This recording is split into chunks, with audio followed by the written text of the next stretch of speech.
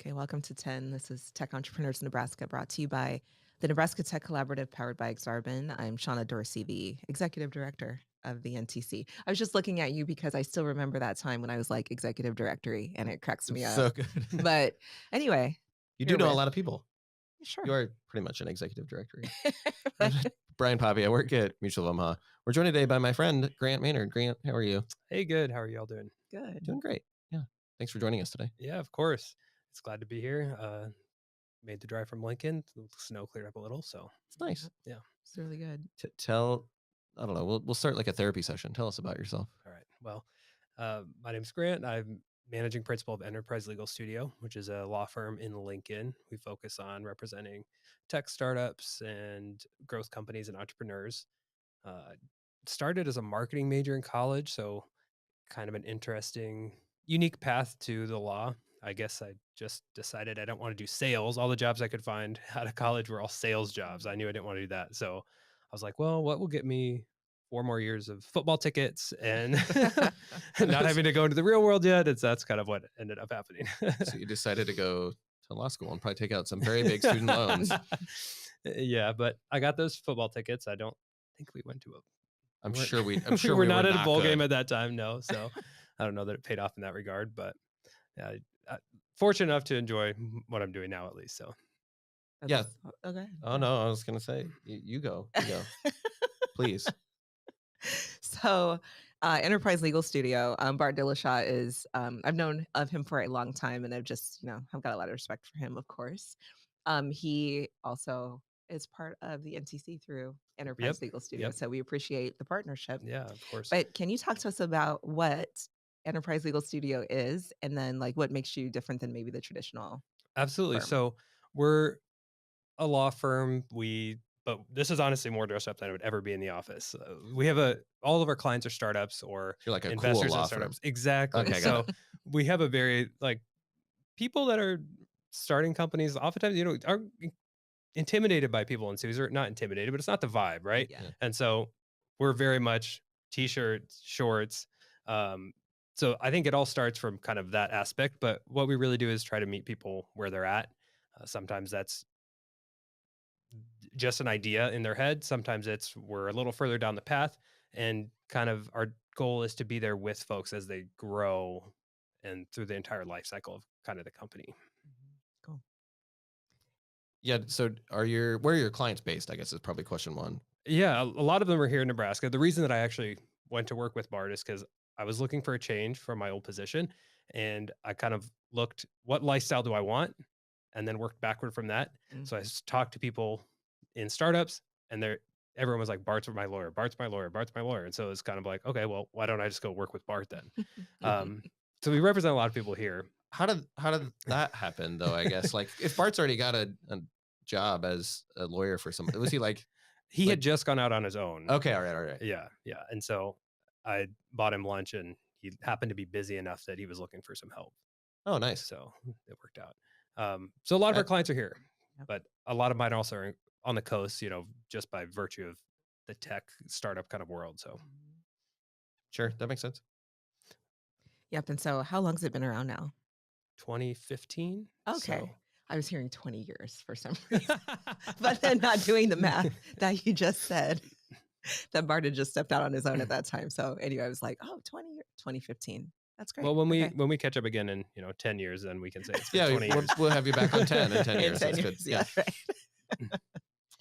So I guess tell us maybe like you said, you cover the spectrum, but like what's maybe either a success story that you've had with one of the startups, given that we are tech entrepreneurs in Nebraska, preferably a Nebraska startup. Yeah. Or like how do you typically help clients? Yeah, I mean, we spend the most of our time on venture capital financing growth stages of the company or M&A transactions. And that's the one thing I think our ecosystem is missing, and hopefully we'll get there, is a really big exit, like a huge exit that's making, many multimillionaires kind of situation. So we can use that money to plow back into the ecosystem. Yeah. We do talk about that a lot. And like, I think the closest that we've probably had in recent memory is Flywheel. Yeah. So maybe a Huddle, or like one of our clients is Company Cam. They're doing awesome. companies like that are on the path. And a lot of what we do too is supporting companies until they get to a position. They hire an in-house lawyer because they just have that much legal work that they're doing, whether it's contract, HR, otherwise, and just be support from there on out. But our goal is to get them out of the nest, so to speak, and hopefully be there to support them however we can as they get to an exit or some kind of liquidity event. Speaking of big exits, what do you think is missing? Like, what would it take for us to see more of that, you think? Around here, Yeah. we talk about this all the time. I mean, I think it's a function of, I think lack of human resources here is a big deal, right? It's really hard to scale in this area when there's just not as much talent and as many people as there are on the coast. And I think that's a constraining factor. Obviously, I think now there's a little bit less geographic. Um, I just think we're on a more level playing field now, maybe than we were before. So Mhm. we're getting access to some more Sure. capital that we couldn't previously. So hopefully that opens up. But I think for a long time that was just, people don't look at companies here.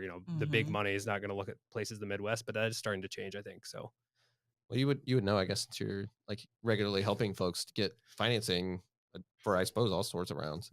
yeah, I mean, we've seen a dramatic shift even in the time that I've been doing Mhm. this since 2015, and I think that trend's only going to accelerate. But I think getting access to more talent and getting people Mhm. excited and trained up here, I think is going to be important too, because you just need that capital if you're going to scale and remain here without moving to the coast or something like that. Sure. That's right. And when you say talent, like what type of talent are you referring to? Usually tech talent, but really Mhm. people of all types. I mean, you talk to anyone that's in management, that any of my clients, their biggest hurdle is finding good people Mhm. and people that are properly incentivized and want to work hard. And it's across all disciplines, I think. Mhm. And so it's just kind of across the board.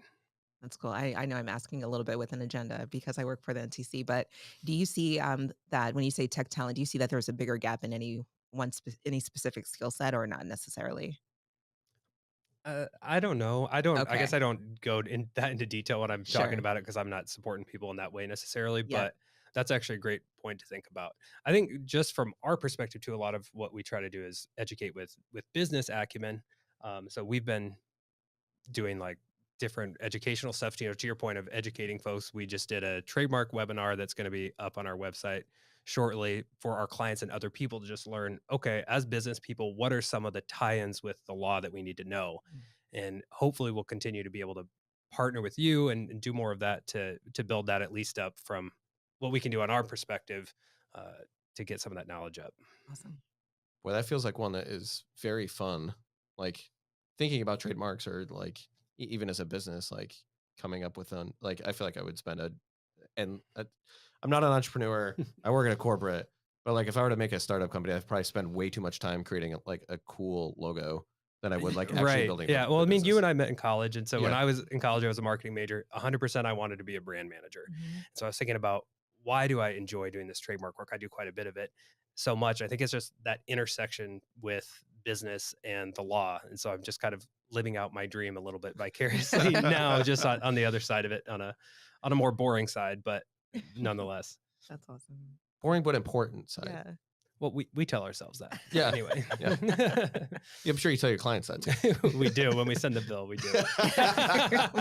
No, this Don't is forget, super this important. is very important. Yeah. Probably the most important thing you'll do today, really. Yeah. Exactly. So the webinar you just talked about, can you tell us a little bit about high level what it Yeah. covers on trademarks? It was trademarks 101. So it was Okay. everything from, what are the terms I need to know when I'm looking at trademarks or researching it? How do I think about trademarks? When should I start thinking about applying for a trademark? And even if I don't register for one, what protections do I have? What do I do if I find someone that's infringing on my mark, maybe? Mhm. Or how do I avoid infringing on someone else's? So sometimes the most Mm. important things. And if I get one of those nasty cease and desist letters from a lawyer, like, what do I do? Keyword is it's don't panic is the first step. But Yeah. Do you send and call me? this? Yeah, I was gonna say you probably both get like, hey, this came to us, and also like we need to send this to somebody. Yeah, absolutely. But if you're looking to sell your company or create a long-term value, you have to have that brand equity and that goodwill, and that's super important. And you can start doing that from day one. That's kind of the point of what we were talking about. Awesome. Cool. Good deal. Okay, thanks for joining us today. Hey, 10 minutes thank you goes both. fast. So It fun. really does. Yeah.